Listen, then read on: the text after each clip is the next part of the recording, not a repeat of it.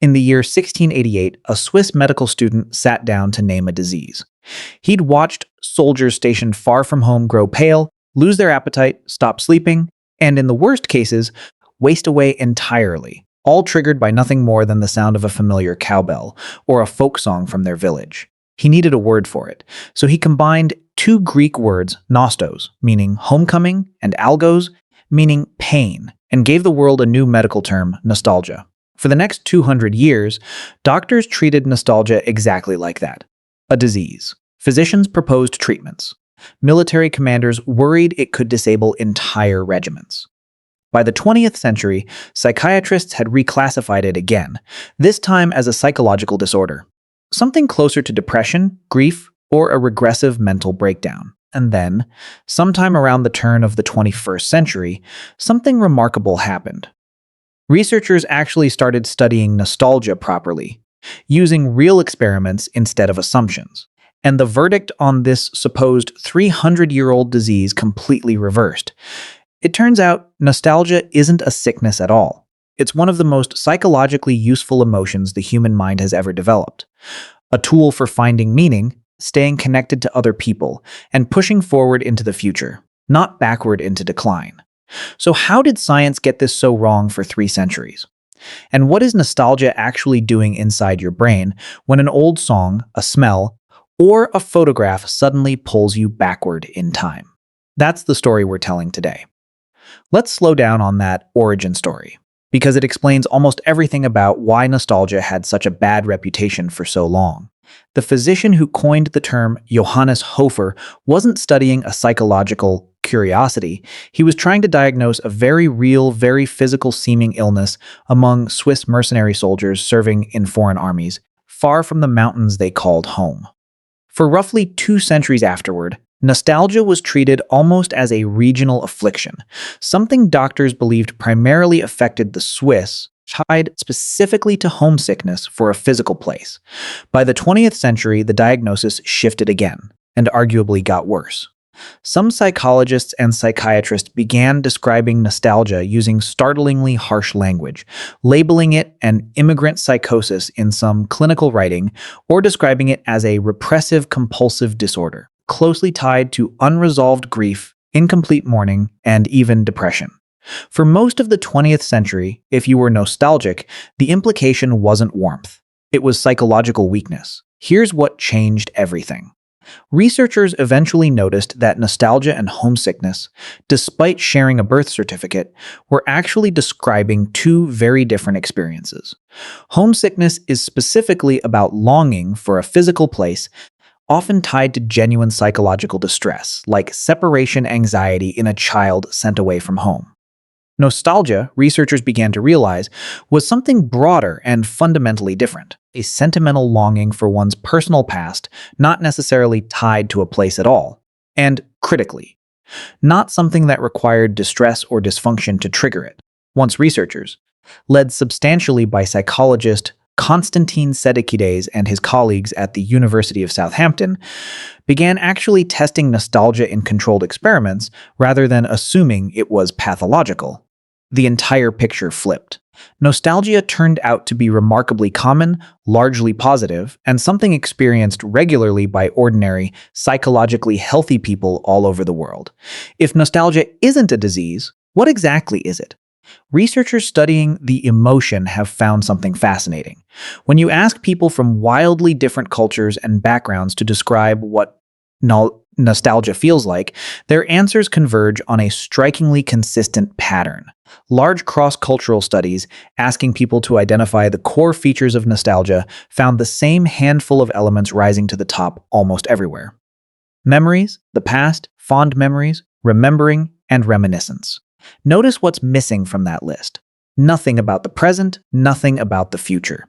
Nostalgia is, at its psychological core, entirely about memory. But it's not just any memory. Researchers analyzing the actual content of nostalgic experiences, asking real people to describe specific nostalgic moments in detail, found a consistent structure. Nostalgic memories overwhelmingly feature people we're close to, a specific meaningful event, or a place that carried genuine importance in our lives. And in nearly every nostalgic memory, you play the starring role, usually surrounded by family or close friends, rather than remembering yourself alone. One large study asking British university students how often they experienced nostalgia found something surprising about just how common the emotion actually is. Over 80% of the students reported feeling nostalgic at least once a week. This isn't some rare, occasional emotional flicker. For most people, nostalgia is a routine, recurring part of everyday psychological life, which raises an obvious question. If it happens this often, what is it actually doing for us? Here's where nostalgia gets genuinely strange, psychologically speaking. Researchers consistently describe it as a bittersweet emotion, and that's not just a poetic description. It's a measurable, dual emotional signature that shows up reliably in study after study. When researchers ask people to recall a nostalgic memory in detail and then measure their emotional state afterward, they consistently find a mix of both positive and negative feelings occurring at the same time. Warmth and longing, joy and a touch of loss, happiness paired with the bittersweet awareness that the moment being remembered is gone. Despite containing this genuine negative component, research has found that nostalgic experiences are, on balance, predominantly positive rather than negative. The warmth tends to outweigh the sadness in most nostalgic episodes. This matters because it directly contradicts how nostalgia was framed for centuries. Earlier researchers assumed something bittersweet and backward-looking had to be fundamentally sad, or even a symptom of depression. But sadness and nostalgia turn out to function completely differently. Researchers have found that inducing sadness in study participants doesn't reliably trigger nostalgia. But nostalgia, once triggered, reliably increases positive affect and general psychological well-being. In other words, nostalgia doesn't stem from sadness. If anything, one of its main jobs appears to be counteracting it. Psychologist Konstantin Sidikides and his research partner Tim Wildschut have described nostalgia's core structure as functioning almost like a psychological gear shift, something that can help move a person from a place of temporary distress or negative feeling into a more approach-oriented, positive, forward-looking psychological state, which, as we're about to see, appears to be exactly what nostalgia evolved to do. If nostalgia isn't really about sadness, what's actually driving it? Decades of research point toward one dominant answer: social connection. Researchers studying the function of nostalgia have found that its single strongest psychological effect is increasing feelings of social connectedness, a sense of belonging, acceptance, and closeness to other people. This lines up perfectly with what we already know about the content of nostalgic memories. They're almost always populated with other people, family members, close friends, meaningful relationships, rather than solitary experiences. This connective function appears to activate specifically when people need it most. Multiple studies have found that inducing feelings of loneliness in research participants reliably increases their tendency to experience nostalgia afterward, as though the mind reaches for nostalgic memories specifically as a way of self-soothing against isolation. In a particularly striking demonstration, researchers found that engaging with nostalgic memories can genuinely counteract feelings of loneliness, functioning almost like an emotional bridge back to a felt sense of connection. Even when a person is physically alone in the moment, there's an important historical footnote worth mentioning here too. Long before modern experimental psychology existed, the influential psychologist Gordon Allport, writing back in 1954, proposed that nostalgia might play a role in reducing prejudice and building genuine bonds between people from different social or cultural backgrounds, an idea that foreshadowed decades of later research confirming nostalgia's role as fundamentally social glue, not a private, isolating symptom. This is a genuinely elegant psychological mechanism when you think about it. In moments when a person feels most disconnected, their own mind can generate a private, internal reminder of times they were surrounded by people who cared about them, restoring, at least temporarily, a felt sense of belonging that isn't dependent on anyone else being physically present. Beyond social connection, Researchers have identified a second major function nostalgia appears to serve, something psychologists call self-continuity, a coherent sense that the person you were years ago and the person you are right now are genuinely the same, connected self, rather than disconnected fragments. This might sound abstract, but it addresses a real and surprisingly common psychological challenge. Major life transitions, moving to a new city, starting a new job, going through a breakup, aging into a new decade of life, can all create a subtle but real sense of discontinuity, a feeling that your life has been cut into disconnected chapters rather than flowing as one continuous story.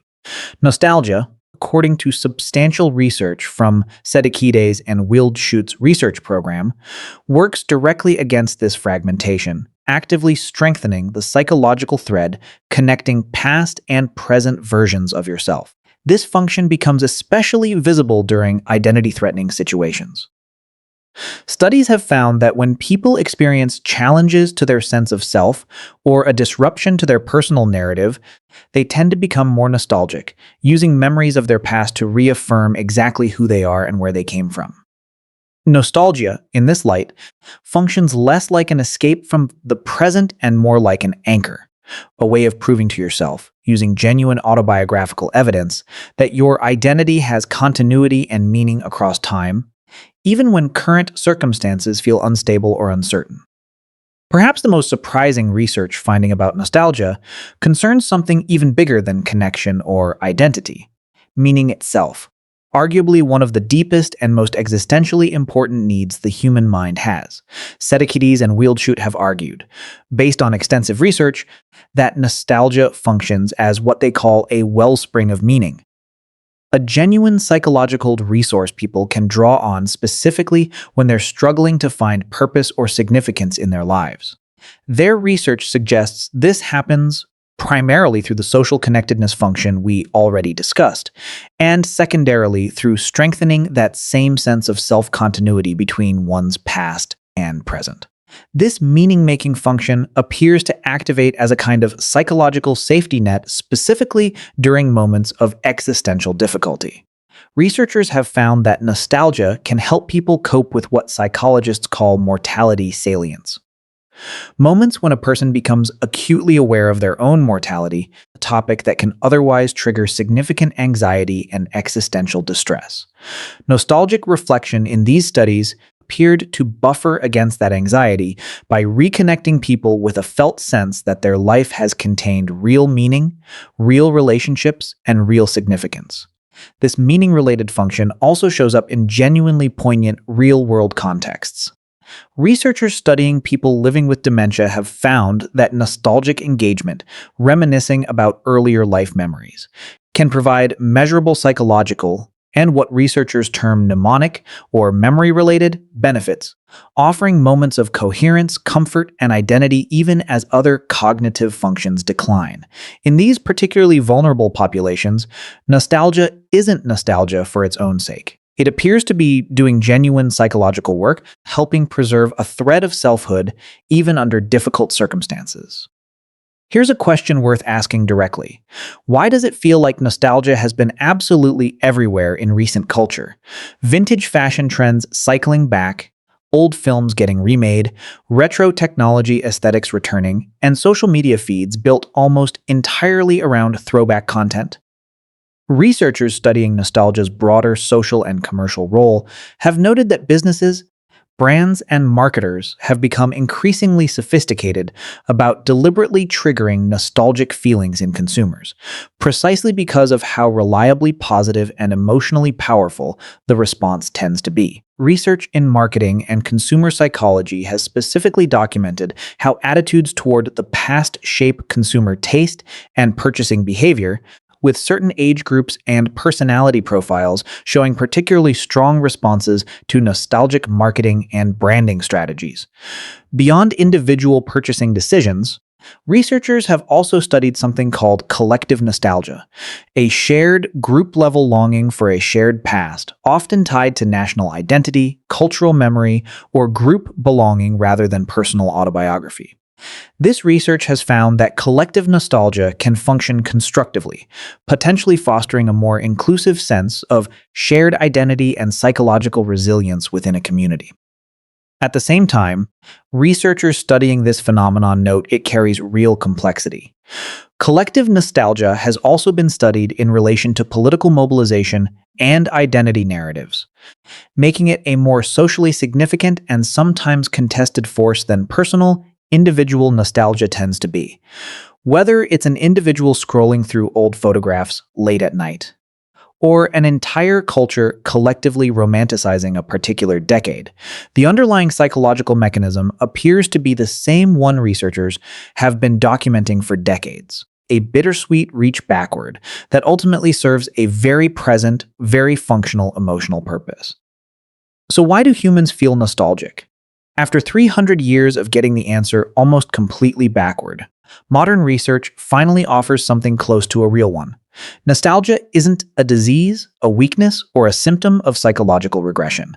It's a sophisticated, deeply social emotional tool, one that reconnects us to other people when we feel isolated, stitches our past and present selves into a single coherent identity, and helps us locate genuine meaning in our lives, particularly during moments of difficulty, transition, or existential uncertainty.